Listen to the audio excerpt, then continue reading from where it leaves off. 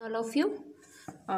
अब नेक्स्ट अपना topic start करते हैं। कौन सा? देखिए, हम लोग कल तक बात करी थी, कौन सा हमारा मैकेंडर का सिद्धांत हमने बात कर ली थी, जो हमारी हर्टलैंड की थ्योरी थी। वो थ्योरी समझ में आई? देखिए, छोटे छोटे कंसेप्ट हैं और डेली हम एक देख रहे हैं ताकि आपको कन्फ्यूज़न ना हो। ठीक है, अभी एक दो थ्योरी बची है आपकी, एक स्पाइकमैन की रिमलैंड थ्योरी और एक ओराइगी सेवेरस्की की जो वायु सिद्धांत दिया था उन्होंने। ठीक है, ये दोनों के बाद आपकी फर्स्ट यूनिट कंप्लीट हो जाएगी। ठीक है, अब देखिए रिमलैंड का सिद्धांत क्या है। जैसे मैकेंडर ने बताया था कि जो हमारा यूरोप वाला जो पार्ट था, ठीक है, इस तरीके जो यूरोप वाला जो भाग है उसके अंदर बताया कि जो पश्चिमी यूरोप के अंदर जो ये क्षेत्र है ये सबसे इम्पोर्टेंट है, जिसको उन्होंने हर्टलैंड के रूप में कहा था।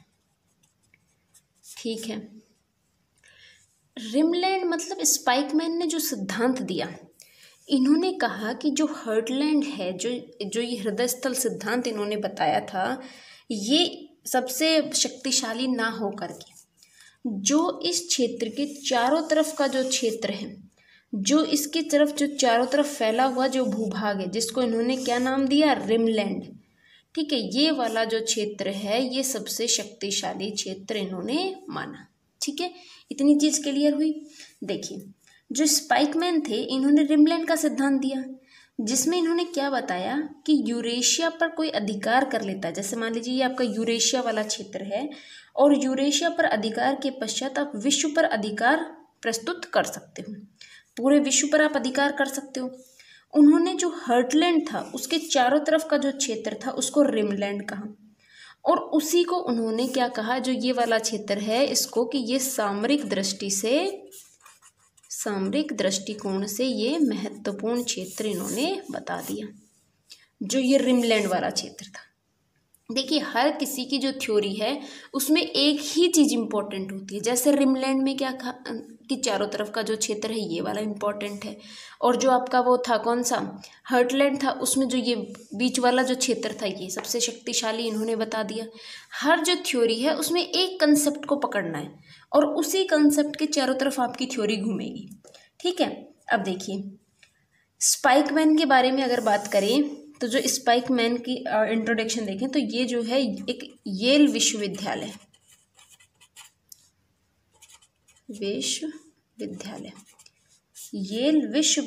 में ये अंतर्राष्ट्रीय शिक्षण संस्थान के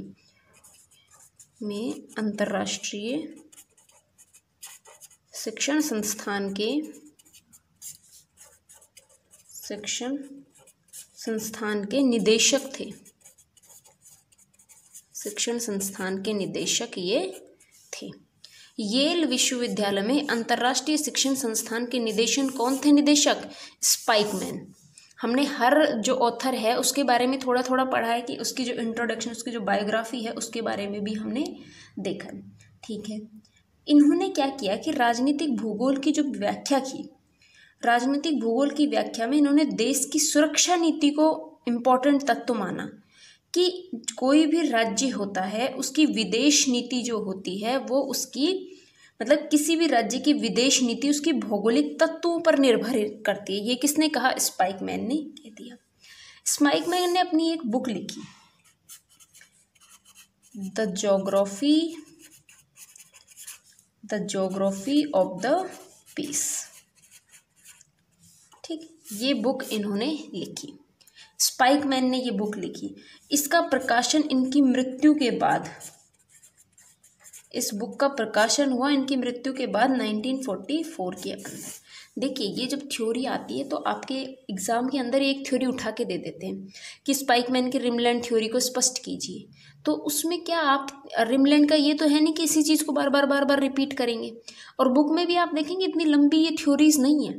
तो हमें जो है इंट्रोडक्शन किससे करना है? स्पाइकमैन के बारे में बताएंगे, इन्होंने क्या क्या काम किए उसके बारे में बताएंगे। फिर आप इसका एक मैप बना देंगे छोटा सा, मतलब जो यूरेशिया वाला जो पार्ट है उसका स्टेंसिल से मैंने आपको बता रखा है कैसे आपको स्टेंसिल यूज़ करने हैं। ठीक है, उससे आप मैप बता देंगे। मैप के अंदर बुक में आपको ये डायग्राम मिलेंगे मैप के साथ, मैप के साथ इसको डायग्राम में एक बार डिनोट कर देंगे। ठीक है, फिर उसके बाद थ्योरी को थोड़ा सा जो चीज़ें हैं जो इम्पोर्टेंट है उसको हाईलाइट कर देंगे। जैसे कि ये बुक थी, ये बुक बहुत बार आती है आपके एग्जाम में, ठीक है। The geography of the peace किसकी बुक है? स्पाइकमैन की, लेकिन इनकी मृत्यु के बाद ये प्रकाशन हुआ था 1944 के अंदर। ठीक है। फिर उसके बाद इसकी थ्योरी को डिस्क्राइब कर देंगे। तो भाई ये कि आप 3 से 4 पेज का आपका आंसर कंप्लीट बन जाता है, और इतना ही आंसर आपको चाहिए होता है। ये तो है नहीं कि वो सारी थ्योरी उठा के आपको एक साथ दे देगा और आपको भाई 2-2 पेज सबके बारे में लिख देंगे।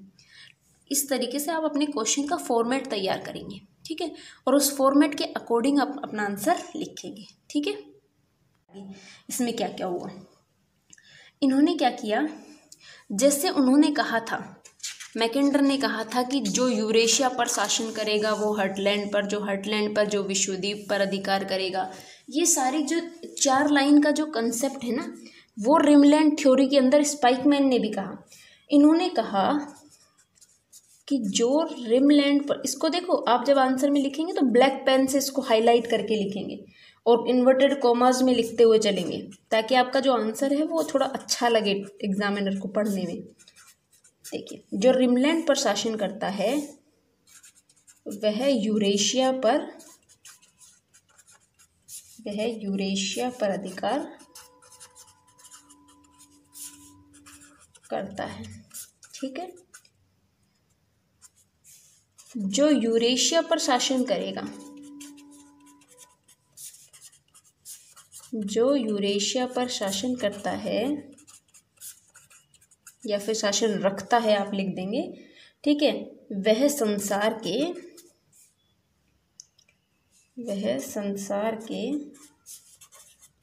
भाग्य पर शासन करेगा। ये किसने कह दिया? स्पाइकमैन ने कह दिया। ठीक है। इस तरीके से आप इन्वर्टेड कॉमास को बंद कर देंगे। जब ऐसे आप अपने आंसर को लिखेंगे तो आपका आंसर लंबा भी हो जाएगा और पढ़ने में अच्छा भी लगेगा। ठीक है। जो स्पाइकमैन थे वो मैकेंडर के विचारों से सहमत नहीं थे। इन्होंने जो हर्टलैंड थ्योरी तो दी थी ना मैकेंडर ने, उसकी थ्योरी की ये आलोचना करते थे। इसके देखो ये समझने की चीज़ है, जो रिमलैंड, जो इन्होंने बताया कि जो रिमलैंड पर शासन करेगा वह पूरे यूरेशिया पर उसका अधिकार हो जाएगा, और जब पूरे यूरेशिया पर आपने अधिकार कर लिया तो पूरे संसार के भाग्य पर शासन करेगा, मतलब पूरे संसार को अपने हित में कर लेगा। ठीक है। ये कहते थे कि जो हर्टलैंड है उसके विचारों से ये सहमत नहीं हुए। जो हर्टलैंड है वो विश्व शक्ति नहीं बन सकता।